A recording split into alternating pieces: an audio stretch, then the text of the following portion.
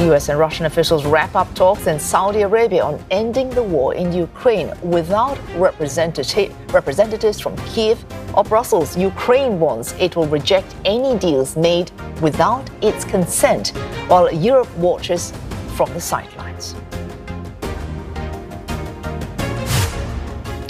More on this story, Dasha Chernyshova joins us live from Moscow and Nick Harper live from Washington, D.C. Dasha, let's start with you first. Earlier on the bulletin, we had some lines from the Russian side as it headed into what emerged from these talks in Riyadh.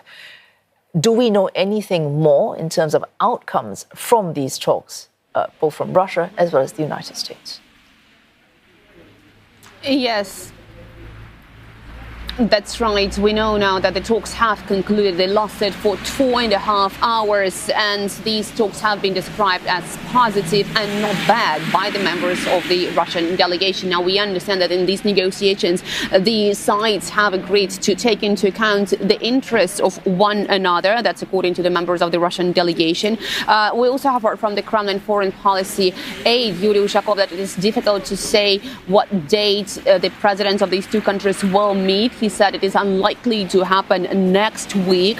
This is in response to the comments that the meeting could actually be happening already next week. We also understand that in these negotiations, the two countries have agreed that as great countries, they cannot help but work together. This is again a very stark contrast to what we have seen under the previous administration in the United States and how it was treating Russia and how the relationship have been developing. We also understand that separate teams from Russia and the United States will start the contacts on Ukraine in due time. What time that is still unclear, but definitely we understand that the Russian side is saying that they will be working in that direction. Now, the main task of these negotiations in Saudi Arabia was actually to normalize relationship between Russia and the United States, and then as part of that, to set up the contacts, possible contacts when it comes to the settlement of the Ukrainian conflict.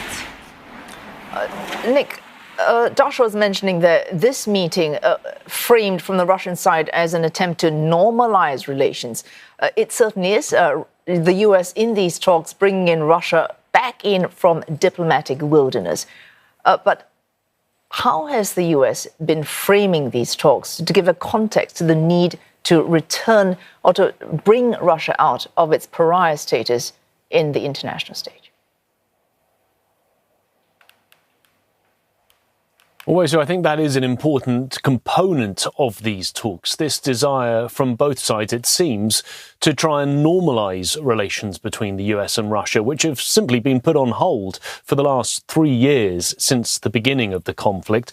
Joe Biden's administration very much freezing out Russia, sending them into the pariah wastelands of diplomacy. Here we have Donald Trump's new administration trying to bring them back in from the cold, trying to give them, quite literally, a seat at the table. And I think there is that desire from both sides to try and move ahead, to see if there's some way that the US and Russia can work together. But of course, also from the US point of view, there is this desire to control and therefore frame these discussions. Remember, this would be a huge diplomatic win for Donald Trump, something that he's pushing very hard for if he is able to bring peace to the two countries, Ukraine and Russia. So the US trying to frame this as a desire to normalize relations, but at the back of everyone's minds here in Washington, of course, is that desire from the US president to bring peace to the region if he can.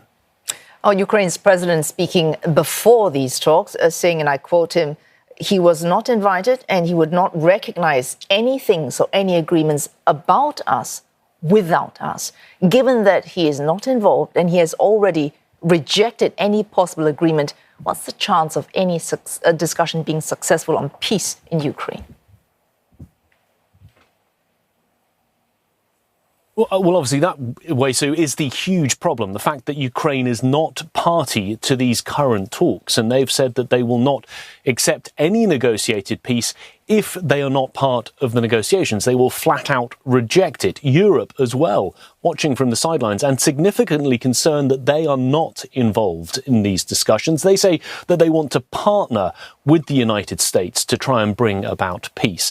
Of course, the US is also saying that these talks in Riyadh are just the first step, a preliminary stage to try and get the ball rolling, perhaps before we bring in other countries like Europe and Ukraine. But certainly that concern from Kyiv that they are simply watching what is taking place and are not part of the actual talks, because there is that real concern from Europe that we could get a deal that is unfavourable for Ukraine, but of course more favourable for Russia.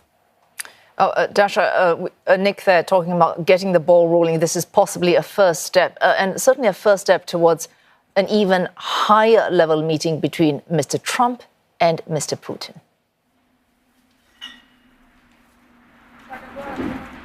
It is absolutely, and the understanding is that part of those discussions was the discussion about the potential summits, the face-to-face between Donald Trump and Russian President Vladimir Putin. Now, if that takes place, certainly that could pave the way towards the reciprocal visits of these two heads of states to the countries. We understand that there are active invitations on behalf of Vladimir Putin for Donald Trump to visit Russia and vice versa. We also understand that in these negotiations, the sides have been discussing the modalities and the parameters of such a meeting, and certainly that would be the good starter for any sort of negotiations looking forward. As for Ukraine, we understand that Moscow has been sending a very strong message to the Western countries, and in these negotiations, Moscow wanted to see what sort of position the U.S. is having and is holding when it comes to the Ukrainian settlement, because Russia believes that the U.S. could have an important role to play here, whereas Moscow insists that the European countries have no seat at the table. Oh, thanks for that. Dasha Chernyshova in Moscow and Nick Harper in Washington as the US and Russia meet for those talks in Riyadh.